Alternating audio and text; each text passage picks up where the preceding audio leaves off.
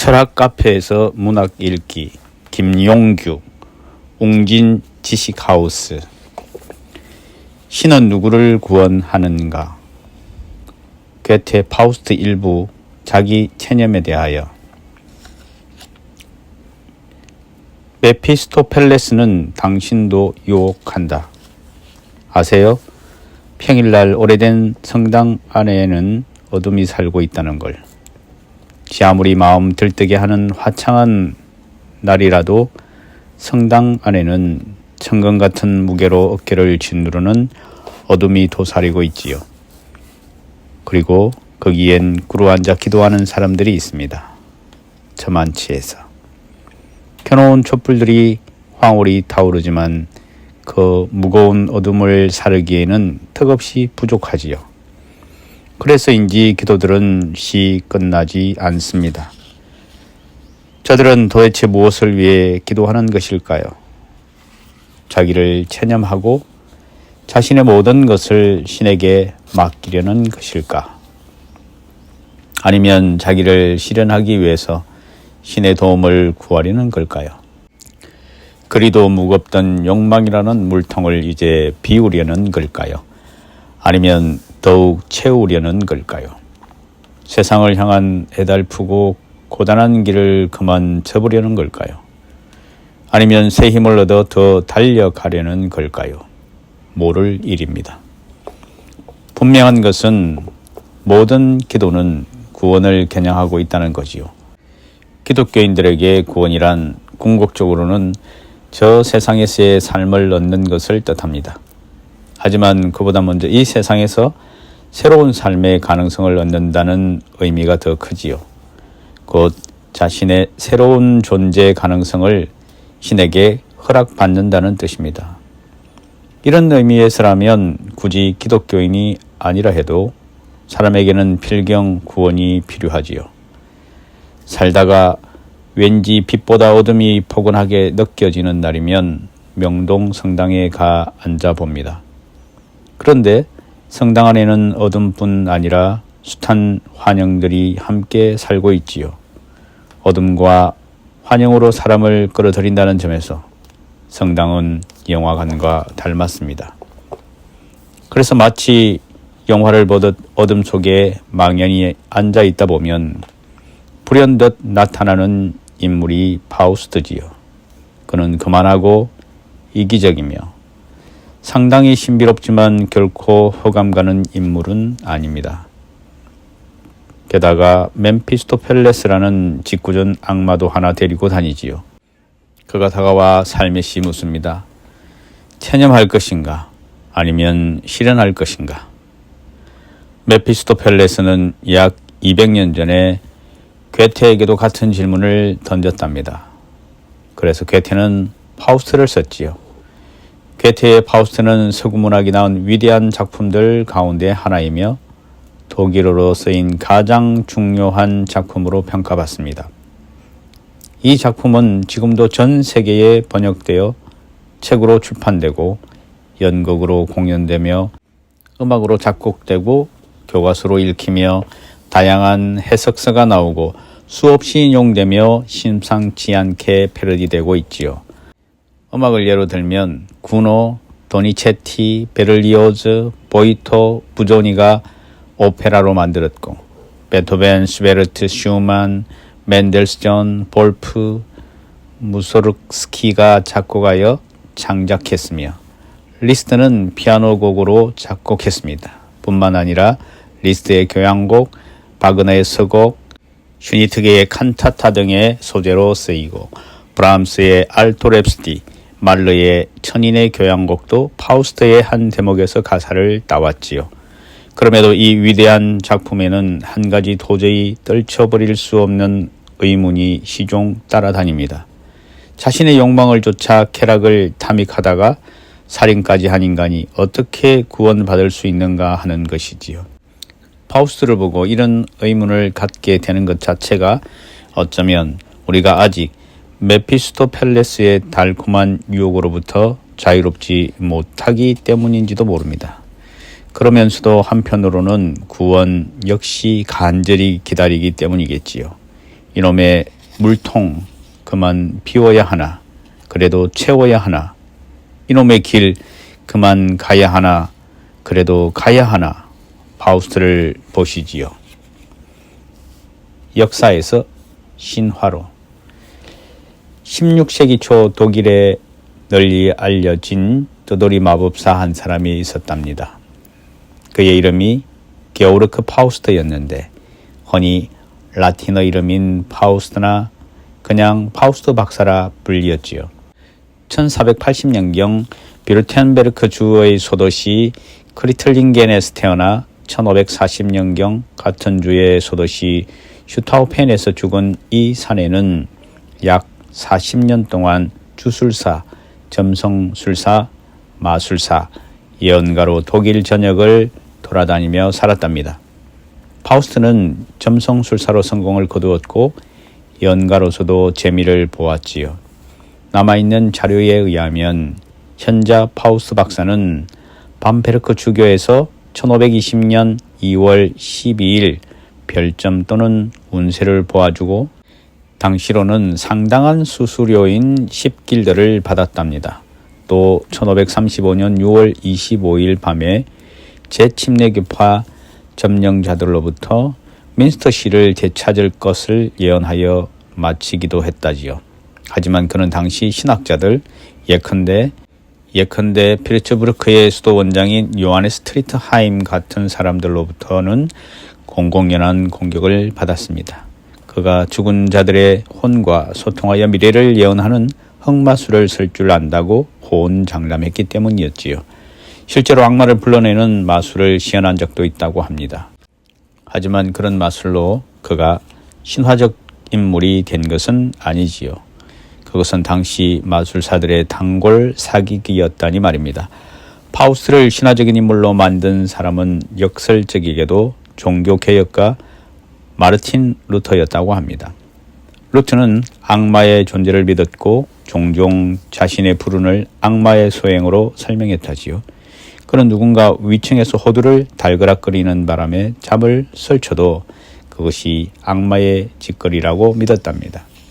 그래서 종교개혁을 하면서도 교황 그레고리 9세 때부터 내려오는 종교재판에서의 마녀 사냥을 금하지 않았지요. 오히려 마녀들에 대해 절대로 동정심을 품지 말아야 한다. 나는 이들을 모두 불태워버릴 것이다. 라며 권장했답니다. 그런 루터가 게오르크 파우스트라는 뜨돌이 마법사에 대해 알고 있었고 그를 악마와 연관시켜 험담을 했답니다. 그러자 루터파 신교도들을 중심으로 입담 좋은 사람들이 파우스트와 악마의 계약 그리고 그의 끔찍한 최후를 지어냈던 겁니다. 그럼으로써 실제 인물 파우스트는 본의 아니게 신화 속으로 떠밀려 들어가게 된 거지요. 어쨌든 이때부터 파우스트의 비극에 관한 이야기들이 민담이나 필사본으로 돌아다니기 시작했답니다. 그런데 세상 일에는 행운도 불행도 혼자서 오지 않는 법이지요. 때맞추어 발달한 활자 인쇄술이 파우스트가 신화로 걸어 들어가는 것을 또한 도왔습니다. 1587년에 후대의 수많은 판본들을 배출한 주요 원전인 파우스투스가 출판업자인 요한 슈피스에 의해 출간되었지요. 저자도 알려지지 않은 이 책은 당시로는 엄청난 성공을 거두어 그 후 2년 동안 16가지나 되는 독일어 판본들이 나왔답니다. 그리고 곧바로 영국으로 건너가 1592년에는 크리스토퍼 말로라는 걸출한 극작가에 의해 파우스트 박사의 생과 사의 비극적 역사라는 희곡으로 쓰였고 1616년에는 연극으로도 놀라운 성과를 거두었다지요. 그런데 말로는 자신의 작품에 수피스의 파우스트스에서는 볼 수 없는 새로운 해석들을 덧붙였답니다. 우선 파우스트를 지식인으로 부각시킨 것이지요. 즉 슈피스의 파우스트스에서 강조한 파우스트와 악마의 계약을 마법사와 악마의 계약이 아니라 지식인과 악마의 계약으로 바꾼 겁니다. 여기에는 아는 것이 힘이다 를 외치며 실용적 과학 지식을 강조한 프랜시스 베이컨과 같은 당시 지식인에 대한 비판이 들어 있었지요. 그 은밀한 지식이 이처럼 무모한 제사를 깨어 천상의 권능이 허락하는 것보다 더 많은 것을 행하게 하나니라는 식으로 말입니다. 뿐만 아니라 말로는 파우스트의 끔찍한 처우를 육체의 끔찍한 파멸에서 영혼의 끔찍한 파멸로 바꾸어 놓았습니다. 수피스의 파우스트서에서는 그의 처우가 다음과 같이 묘사되어 있다지요. 악마가 파우스트를 밤새도록 이 벽 저 벽으로 후려쳐서 피가 헛뿌려지고 골수가 벽에 들러붙어 있는 것밖에 보지 못했다. 그의 눈알과 이 몇 개도 흩어져 있었다. 마침내 제자들이 그의 시선을 말똥더미 위에서 발견했으나 머리와 사지가 찢겨져 버려 끔찍한 몰골이었다. 그런데 이와는 달리 말로의 희곡에는 파우스트의 최후가 지옥의 공포와 영혼의 영원한 파멸로 나타나 있습니다. 그는 이렇게 절규하지요. 아, 저주받은 영혼의 끝이란 없어. 왜 너는 영혼 없는 짐승으로 태어나지 않았더냐? 왜 너의 영혼은 불면이란 말이냐? 모든 짐승들은 차라리 행복하도다. 죽으면 그 영혼은 곧 쓰러지나니 허나 내 영혼은 여전히 살아 지옥에서 고통받아야 하니 나를 낳은 부모여 저주받아라. 괴테는 25살 때인 1774년에 최초 형태의 파우스트를 완성했다고 합니다. 그러나 발표하지 않고 주변 친구들에게나 가끔 낭독하다가 1788년에는 마녀의 부엌, 숯과 동굴 등을 더하고 라이프니치의 아우엘바흐 지하 술집을 수정하여 1790년에야 단편 파우스트라는 제목으로 발표했지요. 그 후에도 개작과 수정을 계속하다가 1808년에 파우스트 1부를 발표했고 1825년부터 2부를 본격적으로 쓰기 시작하여 82세인 1831년에야 마쳤답니다. 결국 괴테는 57년이라는 장구한 세월에 걸쳐 파우스트를 쓴 셈이지요. 당대를 풍미하던 시인이자 석학답게 괴테는 이 작품 안에 백과사전적인 지식을 담았을 뿐 아니라 그 시대의 뛰어난 문학적 표현 기법들을 총동을 함으로써 더할 수 없이 아름다운 걸작을 만들었습니다. 파우스트에는 강렬한 힘과 서정이 넘치는 시들, 그리고 신학적, 역사적, 심리학적, 과학적 지식들이 쟁반에 소복히 놓인 과일들처럼 한데 담겨 있지요. 이런 지적, 문화적 요소들이 파우스트를 소재로 한 다른 작품들과 이 작품을 확실히 구분하게 합니다. 하지만 괴테의 파우스트가 이전의 작품들과 결정적으로 갈라서게 되는 분기점은 전혀 다른 데 있지요. 그것은 주인공이 마지막 순간에 구원을 받게 되어 있다는 겁니다. 괴테가 희곡이라는 형식을 빌려왔을 뿐 아니라 파우스트를 지식인으로 해석하는 것까지도 그대로 물려받은 말로의 작품에서조차 파우스트는 마지막에 지옥의 영원한 형벌을 받게 되는데 말입니다. 괴테는 파우스트를 악마와 결탁한 저주받은 영혼에서 신에게 구원받는 영혼으로, 살인까지 스샘지 않은 악당에서 인간의 한계에 맞서는 영웅으로 새롭게 탄생시킨 거지요. 그리고 바로 이 극적인 변신이 이 작품을 불멸의 고전에 올려놓는 든든한 기반이 되었던 겁니다. 심판받았다. 구원받았느니라. 1부는 천상의 서곡으로 시작합니다. 하나님이 메피스토펠레스에게 파우스트를 아느냐 묻고 이어 둘은 파우스트가 신의 뜻에 충실할 것인가 아닌가를 두고 내기를 하지요. 하나님은 메피스토펠레스에게 그의 영혼을 타고난 근원에서 벗어나게 해보라. 그리고 그것을 내 것으로 만들 수 있다면 데려가라. 너와 함께 지옥으로 라고 장담합니다. 이 장면은 구약 성서 가운데 욥기에 나오는 장면을 그대로 본떴지요. 다음에 첫 장면인 밤이 이어지는데 파우스트가 평생을 학문에 바친 후회와 불만을 한탄스럽게 털어놓습니다. 아, 나는 이제 철학도 법학도 의학도 그만두었으면 좋으련만 신학까지도 열심히 애써 마쳤다. 그 그 결과로 이렇게 가여운 바보가 되었구나. 그 대신 나는 모든 기쁨을 빼앗겼다. 재산도 돈도 없고 세상의 명예나 영화도 갖지 못했다. 그리고 이어지는 성문 앞에서는 부활절 축제를 맞아 산책을 나갔던 파우스트가 일상적 삶을 기뻐하며 즐기는 평범한 사람들을 보고 마냥 부러워 하지요. 또한 자기 가슴 속에 영혼을 갈구하는 이성적 삶에 대한 욕망과 순간의 쾌락을 갈망하는 감성적 삶에 대한 욕망이 이 두 가지 충동이었음을 고백합니다. 그리고 악마를 부릅니다. 내 가슴엔 두 개의 영혼이 깃들어 있다. 그 하나가 다른 하나에게 떨어져 나오려 한다. 하나는 격렬한 애욕을 도구로 하여 현세에 매달려 있다. 또 하나는 억지로 세속을 피하여 높은 영들의 세계에 오르려 한다. 저 대기 속에 떠도는 영들이 있다면 금빛 안개 속으로 내려와 나를 새롭고 화려한 삶으로 인도해 다오. 그러자 검정 삽살개로 변한 악마 메피스토펠레스가 곧바로 꼬리를 치며 다가오지요. 곧이어 파우스트의 서재에서 파우스트와 방랑하는 학생으로 변신한 메피스토펠레스가 계약을 맺습니다.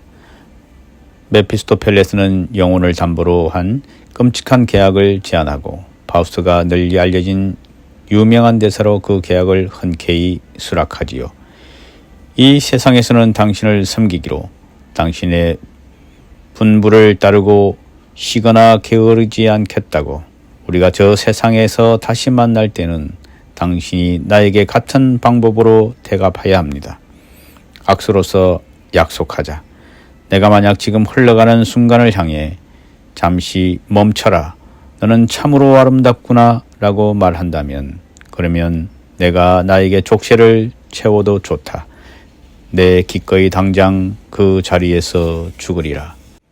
그 다음 장면에서 하늘을 나는 망토가 두 사람을 데리고 간 곳은 라이프치히의 아우엘바흐 지하 술집입니다. 이곳에서 메피스토펠레스는 마냥 즐겁게 놀지만 파우스트는 그러지 못합니다. 전에 그가 고백한 것처럼 나는 그저 즐기기에는 너무 늙었고 욕망이 없다기에는 너무 젊다는 것이 원인이었지요. 그래서 다음에 간 곳이 마녀의 부엌입니다. 여기에서 파우스트는 마법의 약을 마시고 30년 젊어지고 그 약이 몸속에 들어간 이상 이제 눈이 뜨는 여자마다 헬레네로 보일걸? 이라는 메피스토펠레스의 예언이 그대로 이루어지지요.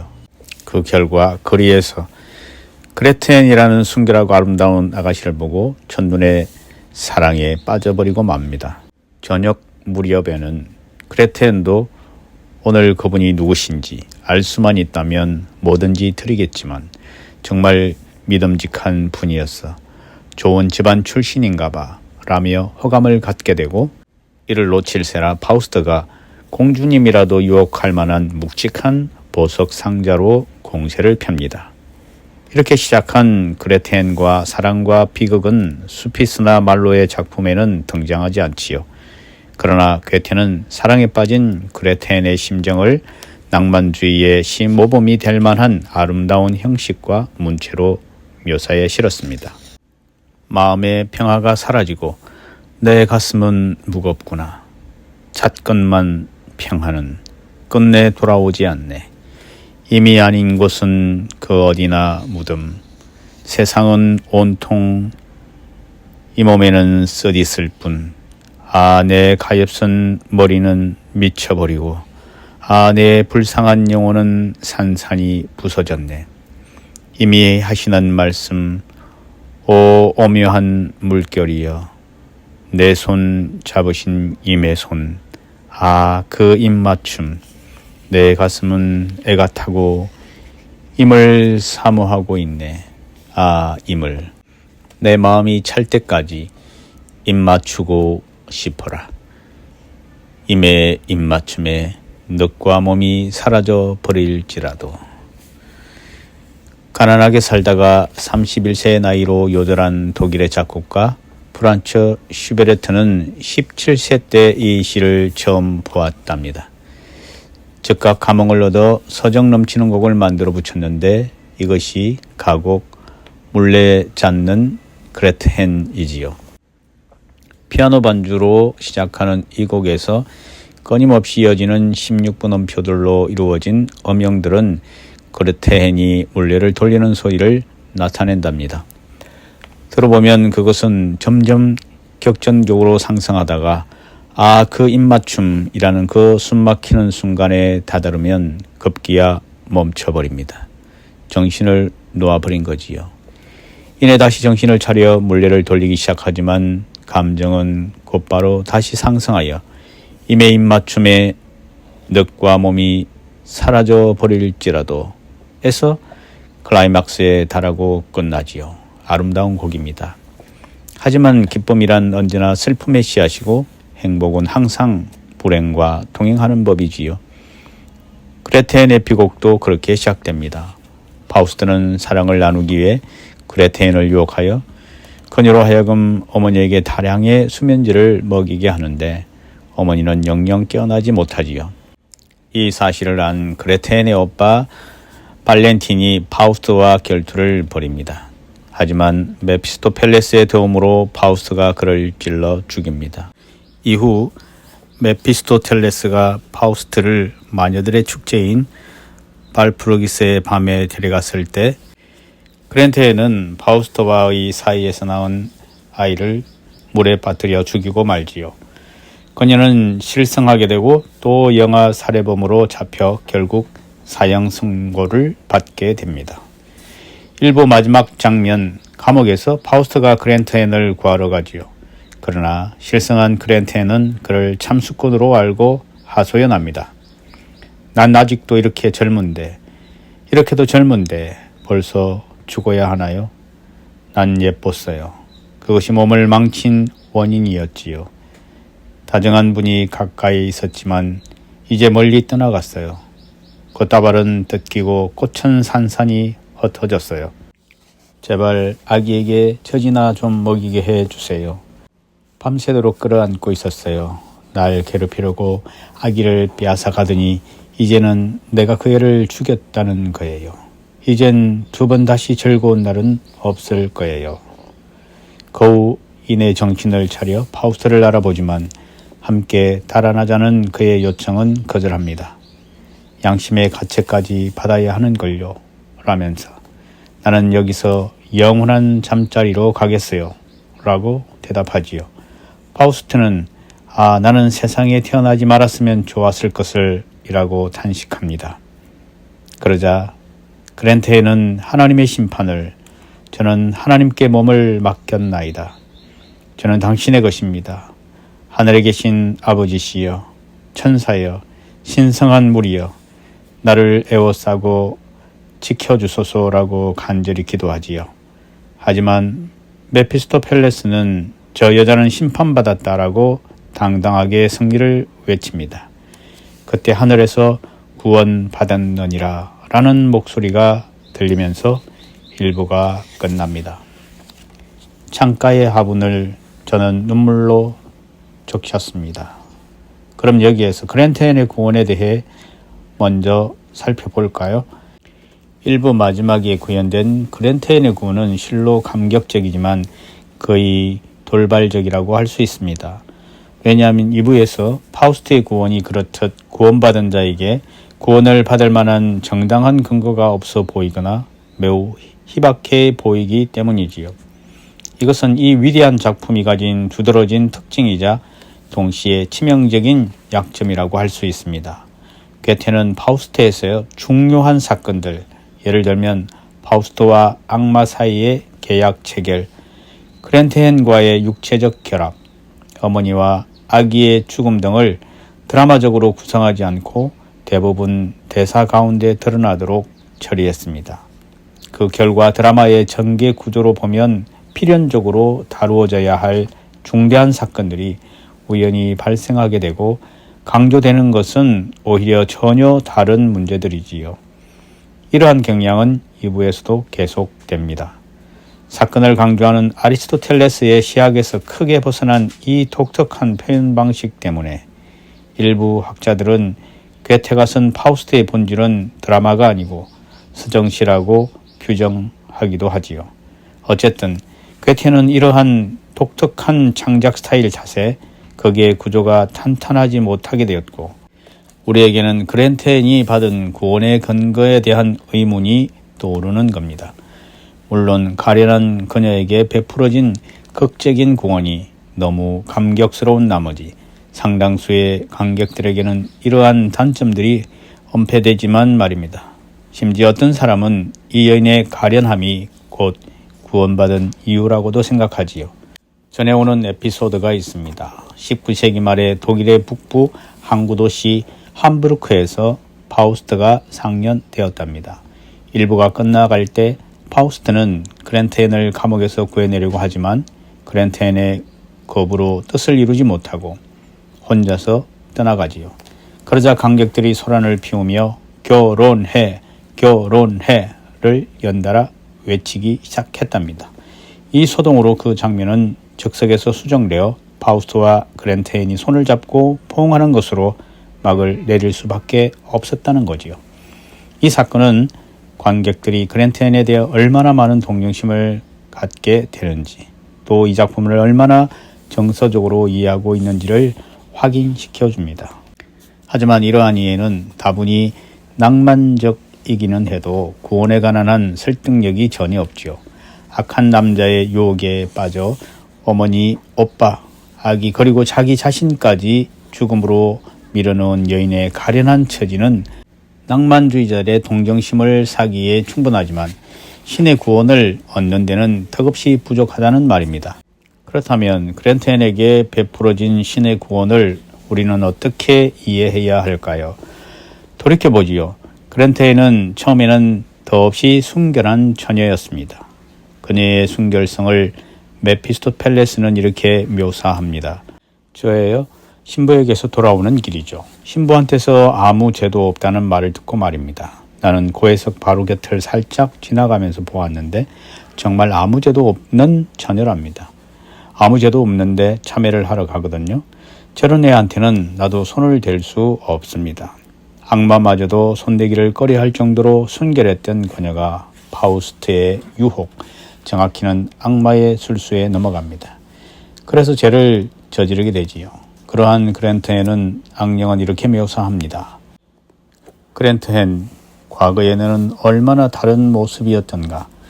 내가 아주 순결하게 이 재단 앞에 걸어 나왔을 무렵에는 다 낡은 기도서를 들고 반은 어린애 장난으로 반은 하나님을 믿고 서투른 기도를 올리던 그 무렵은 하지만 그랜테인은 곧바로 자신의 죄를 깨닫고 뉘우치지요. 아, 괴로움 많으신 마리아님, 그 인자하신 얼굴에 제 괴로움 쪽으로 기울여 주십시오. 저의 이 가엾은 가슴이 불안을 느끼고 떨며 무엇을 원하는지 그것을 아시는 이는 오직 당신뿐입니다. 저는 혼자가 되면 곧 울고 또 울어서 가슴이 미어집니다. 창가의 화분을 저는 눈물로 적셨습니다. 이런 아침 당신에게 바치려고 이 꽃을 꺾을 때 도와주십시오. 지옥과 죽음에서 건져 주십시오. 이것은 그랜테인의 내면에 죄의식이 있다는 것을 보여줍니다. 뿐만 아닙니다. 그랜테인은 마지막에 파우스트가 감옥으로 그녀를 구하려고 왔을 때 당신은 이제 떠나요. 하인리시, 나도 같이 갈 수 있다면 이라며 진정으로 그를 따라가고 싶어 하지요. 그럼에도 불구하고 난 갈 수 없어요 라고 거절하지요. 그리고 단두대에서의 죽음을 기다립니다.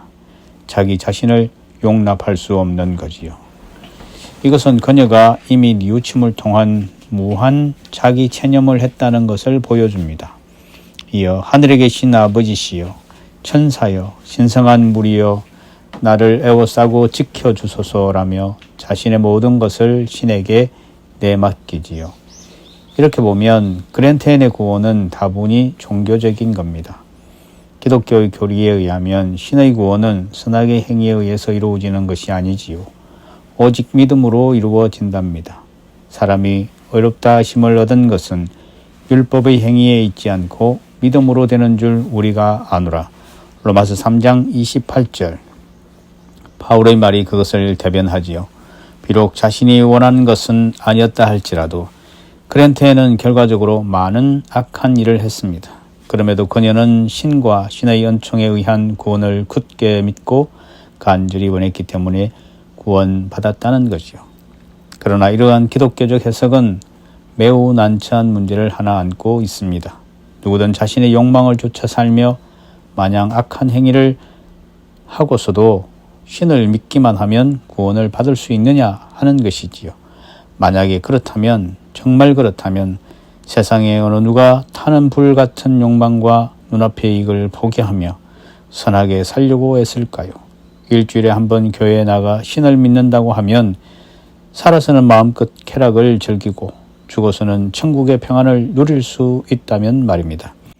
신학자들조차 피하는 이 곤란한 문제에 대해 게테가 살았던 시절에 태어난 덴마크 출신의 철학자 키에로케고르가 가차없는 답변을 주었습니다.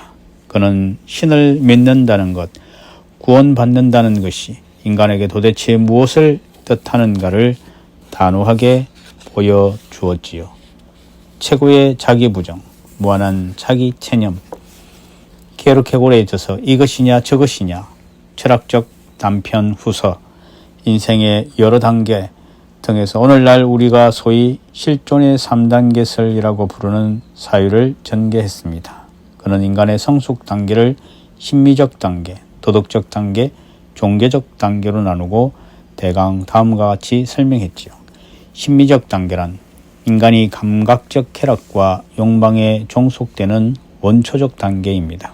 사람은 누구나 이 단계에서 생을 시작하기 때문에 자연적 인간은 모두 심미적 인간인 것이며 동시에 키에로케고르가 불안의 개념에서 말하는 원상태, 순결의 상태, 곧 무지의 상태에 놓여 있는 겁니다.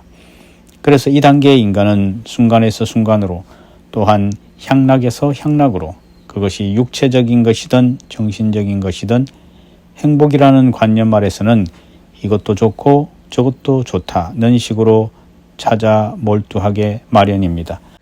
파우스트에서는 자기를 유혹하는 남자와 즐기기 위해 어머니에게 약을 먹이는 그랜트헨이 바로 이렇게 순수하고 그토록 무지하지요.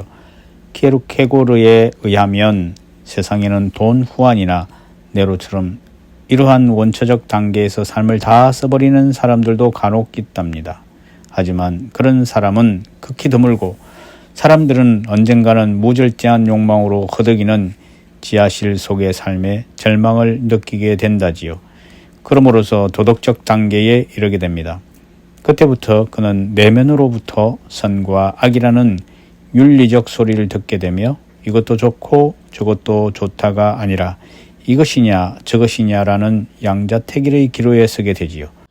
파우스트에서 그랜트헨도 이런 단계에 도달한 것을 볼 수 있습니다.